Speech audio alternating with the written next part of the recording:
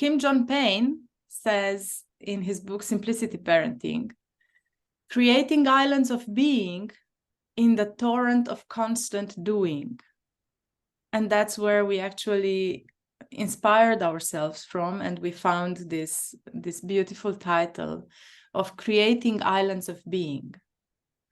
And we decided to have this as the first quote that we use. So how is that for you? How does that sound like for you? I really appreciate this quote, because there's something about when we say we want to be conscious parents, or we want to be more mindful, or we want to slow down a little. It's very easy when we are living in, you could take your family and live in a village, and and close up on yourself and be slow paced. Or if you go on a retreat, you'll find that you're calmer and you don't get triggered that much. But the real work, I want to say, or where it really matters, is where we really live. We are living in the modern world. We are faced with constant distractions, fast-paced lives, societal pressures, and we are expected to be moving fast, and the same is expected of our children. So within that framework, and it's very realistic, what can we then do? And it's so empowering, because when we meet it that way, then we look at what can we actually do given what we have, as opposed to coming up with unrealistic expectations of going, taking time off somewhere or something that can't be done, but looking at our day, how it is now, right?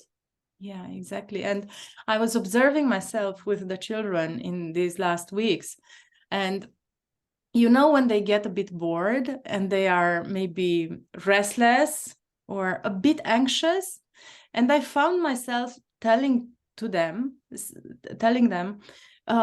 go find something to do. I need 10 more minutes. Please go do something. And I caught myself in this, because that's something that we imprint on our children and on ourselves, that was imprinted on ourselves ever since we were very little. That just being is not enough, that we need to do something. It's like we need to earn our being. And actually, it's the other way around. So I now catch myself and I go to their being. Oh, you seem to be a bit, or you look a bit, or let me come tell me what's going on, what's happening. Let's talk a bit. Or, I still have 10 minutes to do this. Can we then meet? And I caught myself, and I now consciously go to this creating a place of meeting our beings instead of sending them to do something. Isn't it? We are so caught in this constant doing. Wow. Yeah. And listening to you now, Anca, I just remembered a couple of days ago, and we were actually on holiday. But one of the kids wanted to play something, and I said, I'm reading a book now. What are you going to do with your time? And I remember saying that, so how are you choosing to spend your time? But there was something in it that meant time is scarce, and how are you going to use it wisely? But I love what you said, and it also reminds me how sometimes our kids do have this wisdom within themselves, because he said, I'm going to chill. And I just sat for him, and he said, yeah, I'm just going to sit and chill. And I was just about to say, and then I realized, well, one, he's on holiday. Two, he had already spent the morning, he was outdoors and he played and he read and he chose what he wants to do with his time. And then that was an active choice by him to sit and chill. And who from us does that as an adult, say, I'm just going to chill. Mm-hmm. Yeah. So when we interact with our children, but also with ourselves, it would be interesting to catch ourselves when we're doing that, and when we are asking that from our children, to at least catch ourselves, right? Awareness is the first step. That's what we were taught, and that's what we know and we feel. To bring this to our awareness when we tend to be in the doing world instead of being. And that's maybe a beautiful start for these islands of being.